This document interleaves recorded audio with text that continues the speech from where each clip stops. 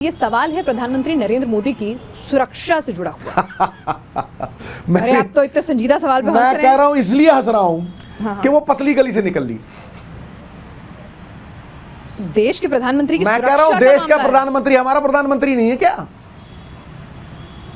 पूछो कि प्रधानमंत्री 700 लोगों को 70,000 कुर्सी पे बैठे एड्रेस कर सकते थे? मोहतरमा सोच के देखो क्या न्यूज बनाती तुम। अगर 700 थी अगर मेरी तो चाची जाने देते ना। अगर मेरी चाची के मूछे होती मैं उसे चाचा कहता। अगर मगर नहीं 70 किसने रोका था? रास्ते में काफिला रुक गया। प्राइम मिनिस्टर को कोई रोकने वाला नहीं, उनको परमिशन थी हेलीकॉप्टर उड़ाने की। मौसम खराब था सर। अरे वाह, ऐसा हेलीकॉप्टर नहीं है उनके पास जो मौसम खराब में रुक जाए। क्या समझती हो मोहतरमा? ऐसा कोई मौसम खराब नहीं था। वो हेलीकॉप्टर ऐसा है किसी भी मौसम में उड़ता है वो नंबर एक। नंबर 2, कोई विरोध तो कर सकता है लेकिन जान को खतरा मैं नहीं मानता हूं। ये जो बहाने हैं ना, मनीष तिवारी आपकी पार्टी के नेता ने कहा। मैं क्या, मेरी पार्टी के नेता कुछ भी बोल सकते हैं, इसका मतलब ये है कि मैं उनकी लाइन टो करूं? Almost all absurdity of conduct arises when people imitate others, and when they imitate others they can never be the other person.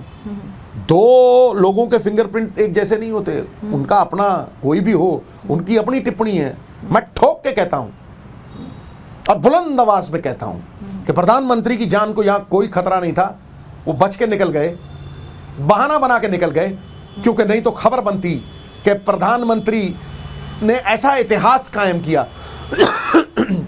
ये देश का पहला प्रधानमंत्री है जिसने 70,000 कुर्सी पे 700 लोगों को भाषण दिया। जुलूस निकल जाता, जुलूस। कैप्टन अमरिंदर सिंह तो पहले ही खबर बनने देनी थी। कैप्टन अमरिंदर सिंह की तो बनी ना। वो तो आज भी गाना गा रहा है, जब्त इतना मेरे वजूद में था, नारे जिसमें मेरे खिलाफ लगे, मैं भी शामिल उसी जुलूस में था।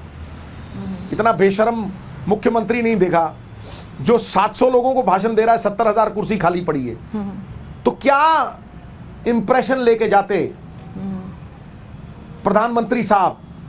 वो हमारे प्यारे हैं। मैं फिर कहता हूं कि ये पंजाब को बिल्कुल देखी है। सिक्योरिटी एक्सपर्ट्स कह रहे हैं कि मैं कह रहा हूं कुछ भी कहते रहे, सिक्योरिटी एक्सपर्ट्स जो हैं उनकी तो बात छोड़िए, एजेंसियां उनके ताल पे नाचती हैं।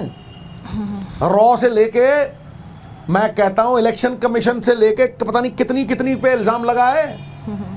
कौन सी ऐसे दूसरा कोई भी अरे वाह वाह वाह। तो आपको नहीं लगता कि सीबीआई जो है उनका तोता है? वो तो उन्होंने कहा था किसका तोता है। उन्होंने नहीं कहा। आज हर एजेंसी कठपुतली बन चुकी है। आरपी सिंह साहब, क्या ये चीजें सामान्य हैं? और अगर ये सामान्य नहीं तो इसमें बीजेपी को कोई सियासी फायदा नजर आता है, या बीजेपी ने पंजाब में अपनी हार स्वीकार ली है, तीसरे चौथे नंबर की पार्टी है, कोई खास फर्क नहीं पड़ता है? इनके नेता हैं मनीष तिवारी, उनका ट्वीट मैं पढ़ देता हूं एक मिनट। पंजाब को ऐसा सीएम की जरूरत नहीं जिसके पास पंजाब की चुनौतियों का समाधान ना हो, कड़े फैसले लेने की क्षमता हो। पंजाब को ऐसे गंभीर लोगों की जरूरत है जिनकी राजनीति, सोशल इंजीनियर, मनोरंजन, मुफ्त उपहार और शासन की पसंदीदी नहीं है, जिसे लगातार चुनाव में लोगों ने खारिज कर दिया है। ये मेरा नहीं, ये मनीष तिवारी इनके अपने जो नेता हैं उनका ट्वीट है। अब वो खुद कह रहे हैं कि ये जो सिद्धू साहब सब कर रहे हैं और ये सब चल रहा है, ये एक मजाकिया, मखौल, टिस्करबाजी, चुटकुलेबाजी, शेरो शायरी। लोग इससे वोट नहीं देते। और सिद्धू साहब बार बार कहते हैं ना कि मैं 5 बार जीत गया, 6 बार जीत गया। सर, आप अमृतसर से लड़ते रहे, जो सेफेस्ट सीट थी। हमारा पार्टी का अंडर काम करता है, बाद में कांग्रेस के लोगों ने आपको जिताया। आप अमृतसर से बाहर जाकर चलो, एक मिनट भी, अमृतसर से बाहर जाकर चुनाव लड़ सकते, पहली बात। एक मिनट बड़ा स्पष्ट समझ लीजिए, मेरा चैलेंज स्वीकार कर लेंगे। कांग्रेस के प्रवक्ता जाने से पहले जाते जाते कह जाइए कि चन्नी जी हमारे मुख्यमंत्री ही होंगे अगली बार भी।